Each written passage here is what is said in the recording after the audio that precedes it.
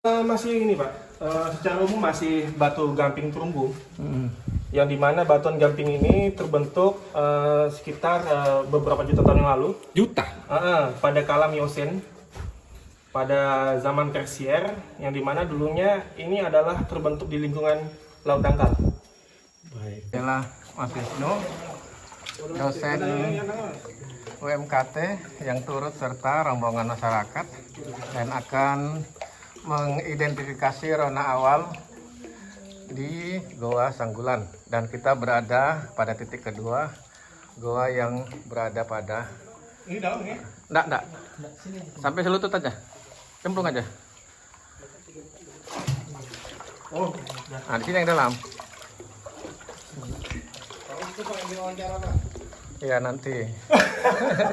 Mas Wisnu, kita telusuri goa yang kedua.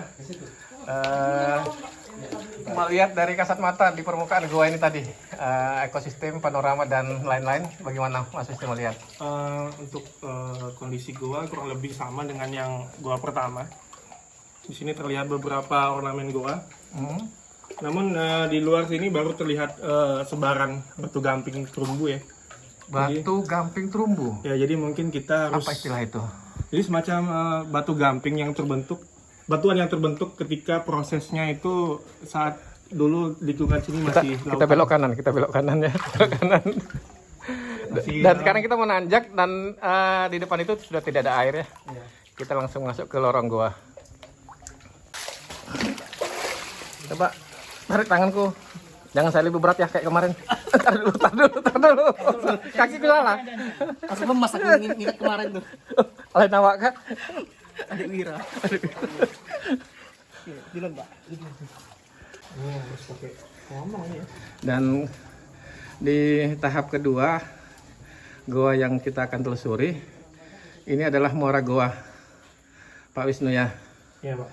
Langkah apa yang akan dilakukan?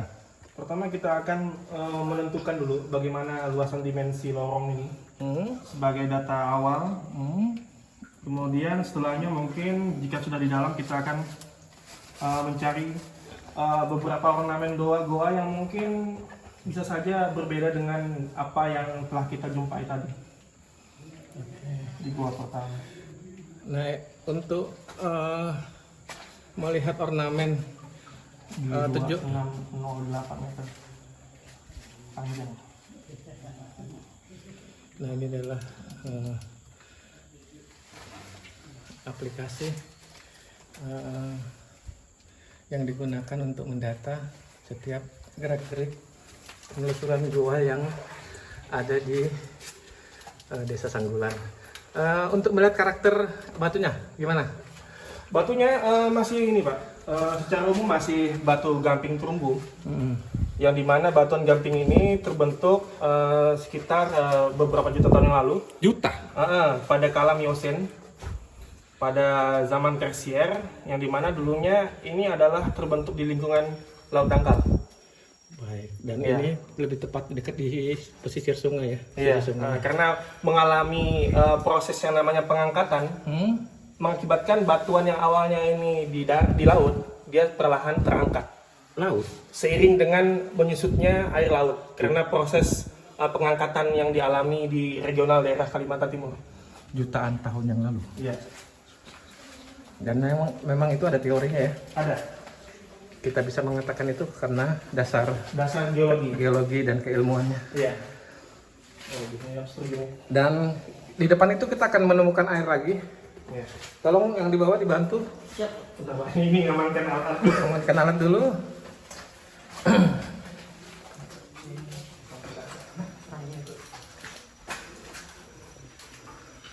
Belum sore. Masih ada suara? Ini pulangnya Pak ya.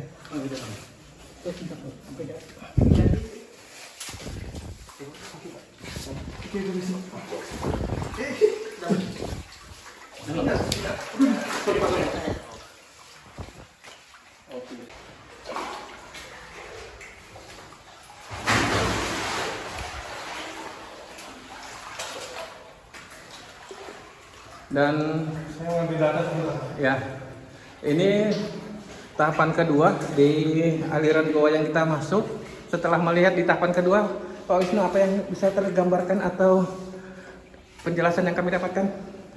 Mungkin kalau karena kita baru melalui beberapa lorong ini, jadi masih belum ada penjelasan yang lebih Detail ya.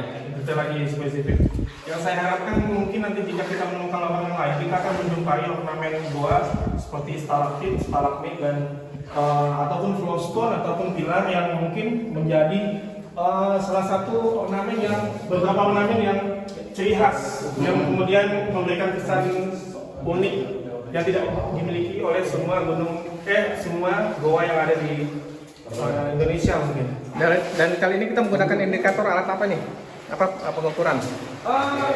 Ukuran yang kita gunakan yang hari ini yang kita gunakan adalah pertama menggunakan distometer. Itu digunakan untuk mengetahui jarak horizontal. Jarak Horizontal. Horizontal. Media yang kita tembak.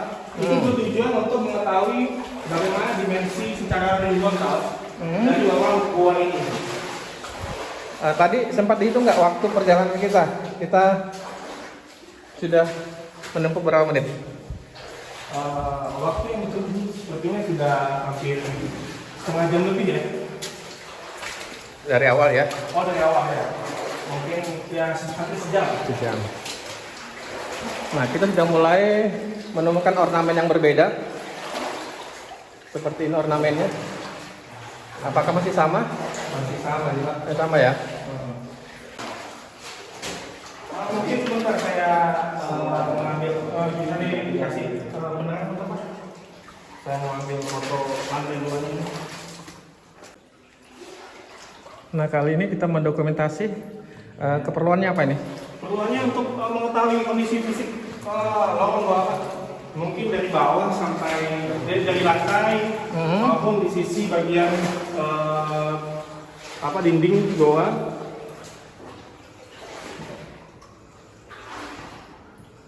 Misalnya sepertinya kurang bagus nih.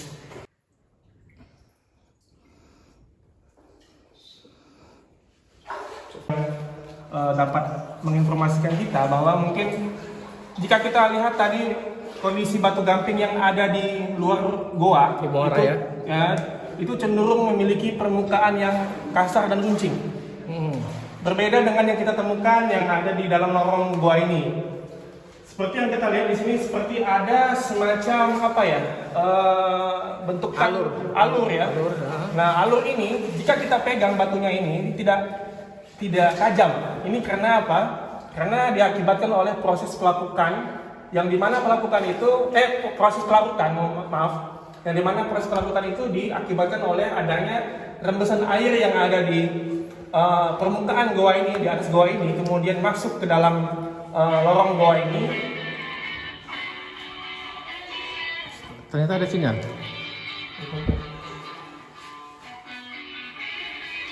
Lorong goa ini kita menjumpai kenapakan batu gamping. Nah, namun batu gamping yang ada di dalam lorong goa ini memiliki kondisi permukaan yang berbeda dengan batu gamping yang ada di luar, yang dimana ini diakibatkan oleh adanya proses pelarutan yang berasal dari atas, yang dimana air yang berada di permukaan, berada di atas, kemudian masuk ke dalam lorong goa, kemudian melarutkan batuan yang ada di dinding gua ini hingga mengakibatkan yang awalnya kondisi batu gampingnya yang harusnya runcing menjadi tidak runcing seperti ini. Nah, berbeda halnya dengan batu gamping yang ada di luar. Kenapa masih runcing? Karena proses pelarutannya tidak seintens yang ada di dalam lorong gua ini. Atau mungkin karena aliran yang horizontal. Ini kan mengalir vertikal ya? Iya, bisa. Bisa jadi ya? Bisa jadi. Baik, kita lanjut. Dan kita sudah masuk di kelokan-kelokan dalam goa. Dan di dalam itu masih ada stalaktit nanti yang kita temui. Iya. Ini ada hewan yang tumbuh, yang hidup. Yang kita yang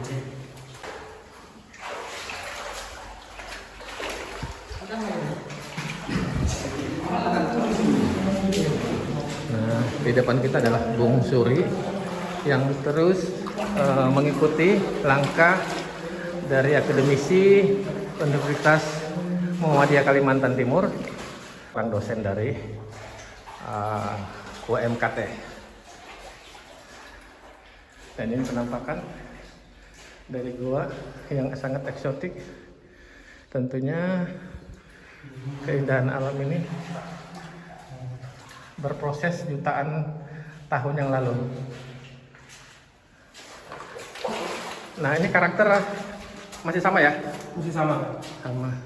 Masih kurang lebih. Karena mungkin ini kan juga jaraknya dekat dan mungkin pola rekahannya kurang lebih sama dengan yang ada di tempat sebelumnya. Jadi tidak ada perubahan yang drastis terkait penampakan batuan yang ada.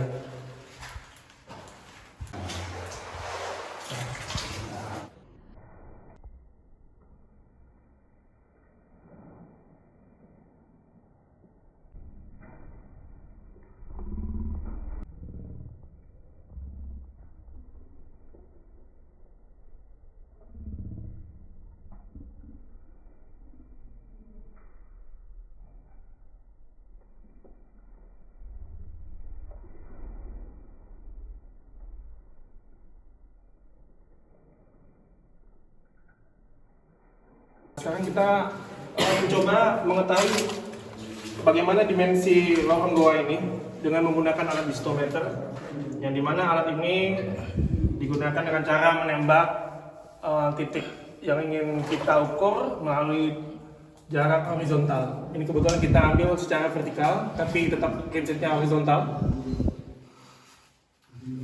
Oke, 4,5 Meter. Iya Pak. Saat ini kita sedang mengukur lebar dari lorong goa dengan alat Distometer. distometer.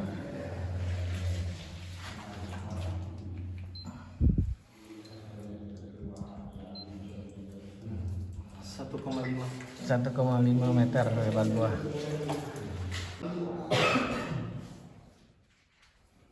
Oke.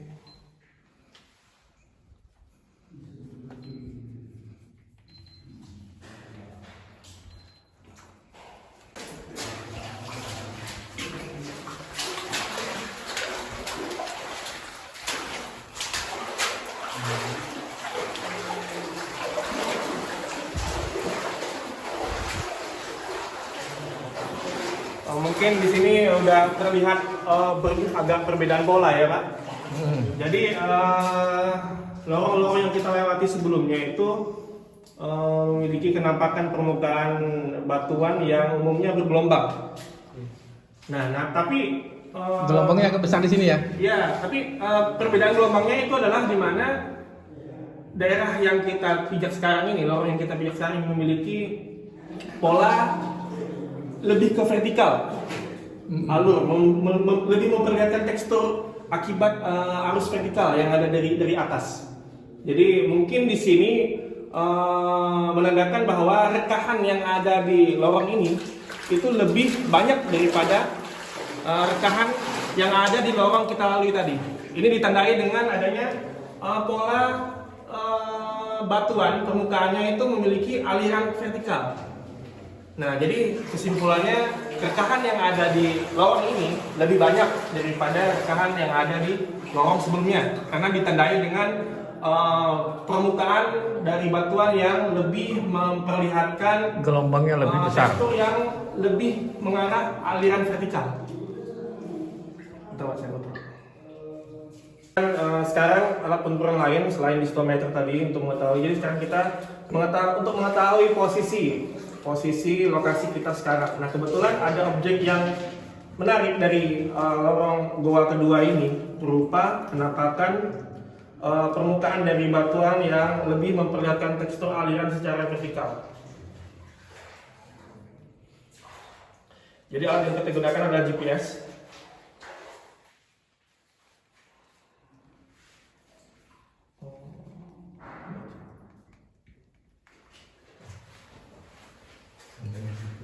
Jadi kita sekarang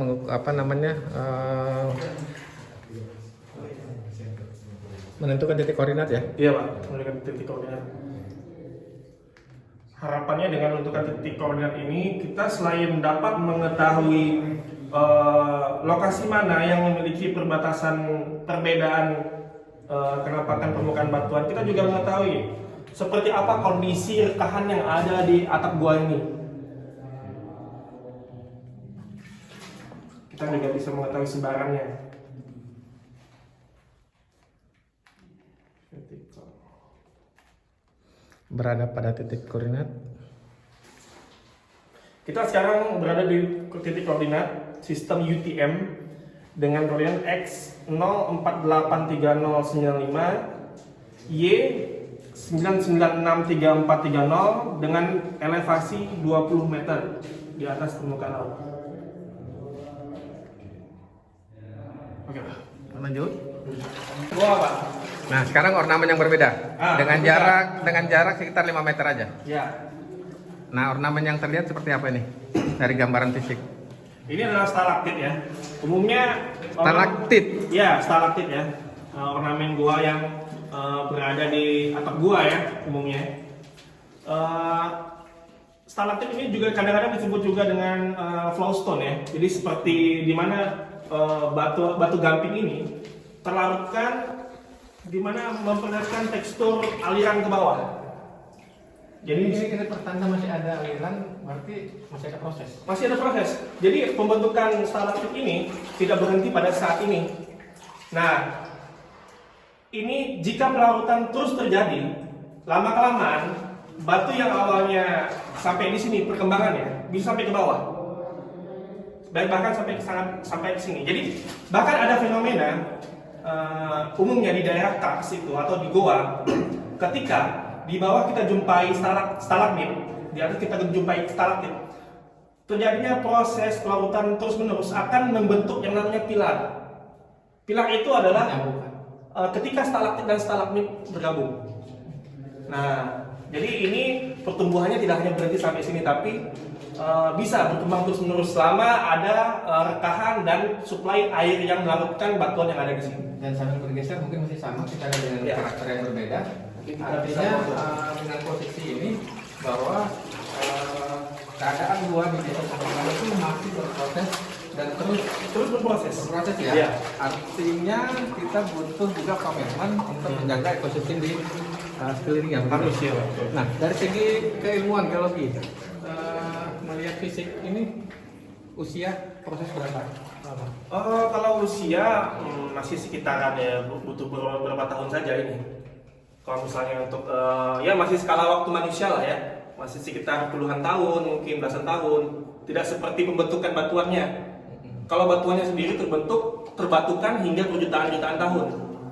Nah, seperti yang saya bilang di awal, namun untuk proses pelarutannya itu tidak memakan waktu seperti selama waktu pembentukan dari batuan ini. Dan bergeser ke kiri tuh sepertinya ada penyambungan dari stalaktit yang ini.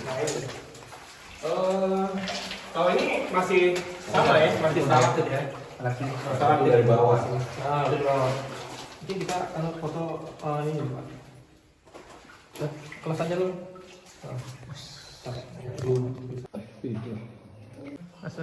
Nah, baik, di batas mungkin kita bisa bilang batas akhir gua ini, walaupun sebenarnya masih bisa kita lanjutkan, tapi mungkin di sini yang paling aman untuk kita explore. Jadi di sini kita bisa lihat ya kenampakan dinding-dinding gua. Bisa kita bandingkan dengan penampakan dinding goa sebelumnya, yang dimana dinding goa sebelumnya itu memiliki kenampakan permukaan batuan yang cenderung memiliki pola aliran vertikal yang sangat jelas. Itu menandakan bahwa adanya fracture yang ada di atap goa tempat tadi itu lebih intensnya lebih banyak daripada daerah yang kita pijak sekarang. Nah, ini kita bisa lihat yang di daerah ini tidak seperti kenampakan lorong sebelumnya. Di sini tidak terlihat ya aliran vertikal yang lebih jelas seperti tadi.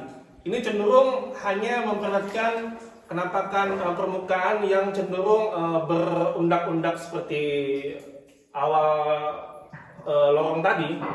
Nah, ini menandakan bahwa rekahan yang ada di sini cenderung lebih sedikit dibandingkan rekahan yang kita jumpai tadi, yang dimana memperlihatkan pola permukaan yang cenderung memperlihatkan tekstur aliran vertikal.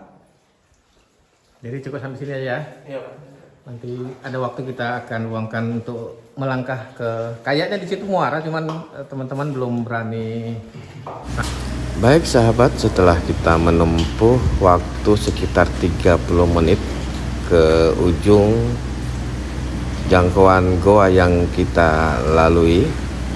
Kali ini kita akan berbalik arah untuk kembali setelah kita menelusuri goa pada titik kedua ini. Kita akan melanjutkan pada titik goa yang ketiga dalam rangkaian goa ini.